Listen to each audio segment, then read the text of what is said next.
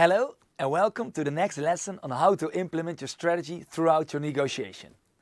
This lesson will teach you how to create and implement the move planner and how to track proposals during your upcoming negotiations. We will end this lesson with the wrap-up of how to close your deal in order to achieve the deal results you have been dreaming of.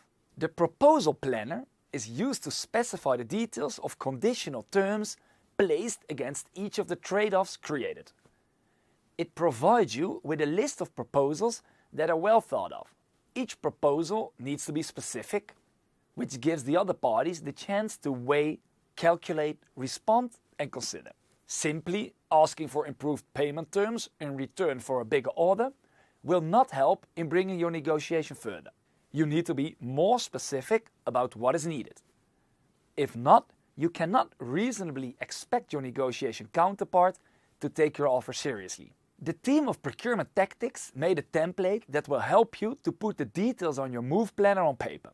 It's one of the many tools you can use to keep track of your proposals before advancing towards discussions. These are conditions that you have thought through, calculated and considered objectively during the day. So, for example, if I give my supplier a volume of 1 million pieces, I want to have a volume discount of 1.5%. In my years as a negotiator, I always try to make my proposals conditional. This is important for two reasons. Reason one, by doing so, you will get something back for your offer. And reason two, by making variables conditional, you will never give something away unintended. When considering a conditional proposal, try to avoid introducing more than 3 items at once. It can prove difficult for the other party to respond or calculate at once in a meaningful way. It also slows down any momentum created. If you factor in every conditional proposal prepared all at once, you are most likely to draw a delayed response from the other party for 3 reasons. Your negotiation counterpart may find it incredibly difficult under pressure to calculate what it all means. Thus, they are more likely to pick off the terms they do like while ignoring the conditions attached to them. Number 2, they will have some ideas that you want to think about first before tabling your entire position. Number 3, they are left without a task of working out links or connections between each conditional proposals, which will probably confuse them even further. The approach of gradually tabling your proposals and allowing the deal to build requires a lot of patience and a certain degree of comfort. Before making any proposals, check your and your counterpart's priorities one last time. Priorities can change at the last minute, so always make sure that you update priorities when it needs changing. Remember, where there is complexity, you'll need to pack elements and return to them later after examining some of the other agendas first.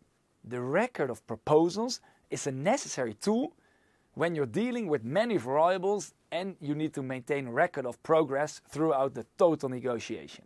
We also prepared a template for this. Most negotiators are often found scribbling notes in no particular order while the deal unfolds before them. When the deal is done, you can't make sense of your notes or what the other party has suggested, let alone the last full position that was offered. This record of proposals should allow you to record all key information and proposals given during the negotiation. It will allow you to record all movement and positions, enabling you to keep track of where you are up to now and how you got there. While moving across the page tracking of your position with theirs, it allows you to summarize accurately and to make sure that your facts are clear when you do come to write up the agreement. Over time, the record of offers will allow you to monitor the size of the moves that has been made and on which variables, and it summarizes across variables the total of you and your negotiation counterpart's last positions. If you don't confirm what you've agreed to, how do you know what decisions were made and agreed upon? In most cases, this can lead to another negotiation later on. At this point, you know all the important variables to rock in your upcoming negotiations. The planning is done, you've mastered the tactics, and your behavior is tuned to that of your professional negotiator. You are now able to foresee what is inside the head of your opponent's counterpart allowing you to deal with opportunities before the other party has even seen them. The final stage in the model of procurement tactics is the closing of the deal phase. In the very last step of the negotiation process, you will work on closing the deal, wrapping up that what has been agreed, confirming the next steps and any follow-ups, and finally signing the paperwork.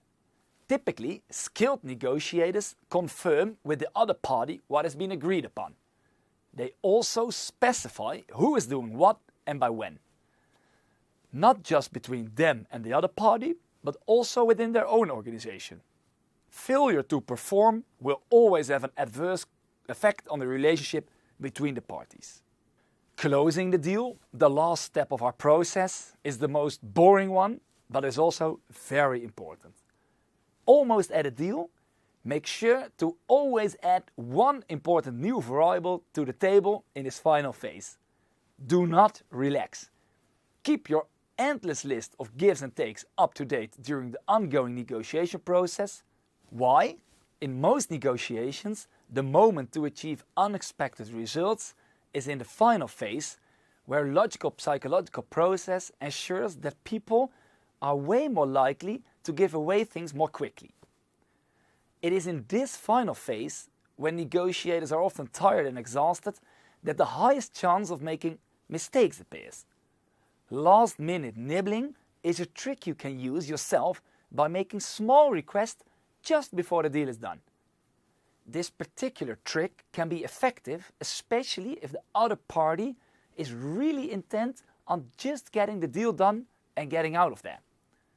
They don't realize that they've already lost a good chunk of profit because they haven't thought much about it, what the last-minute nibbler got. Remember, there is no such thing as a fair deal, but there are many new variables to include in the final stage of the process towards a deal. Purchase volume rebates, lump sums and growth bonuses are excellent examples. I would like to share a personal example with you of something that I did in the final phase of an annual negotiation. When I came to a final agreement, I directly produced the first draft agreement via email. Not the first hour after closing the deal, but directly after coming to an agreement, with all negotiators in the room. By doing this, I saved myself hours of discussion after closing the deal. Especially when dealing with large $100 million plus suppliers. It often took me months to come from a face-to-face deal towards a signed contract.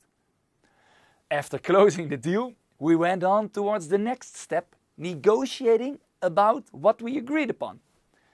This was a waste of time that led to many negative feelings on both sides of the negotiation parties. Save yourself time and effort in moments you have the opportunity to wrap up the deal directly when all negotiating people are still in the same room. I did this by sharing my screen on a monitor while wrapping up my wrap-up email. I sent that email directly to the supplier, which was still in the room, and directly after sending it, they confirmed it with a reply on my email. That's it for the lesson about how to implement your negotiation strategy. In this lesson, you have learned how to create and implement the Move Planner and how to track proposals during your upcoming negotiations. In the next and final lesson, we will guide you through important negotiation mistakes that you should avoid. I am sure that after all the lessons from the team of Procurement Tactics, you will not make any of the mistakes yourself. Just consider it as a friendly reminder then. See you there.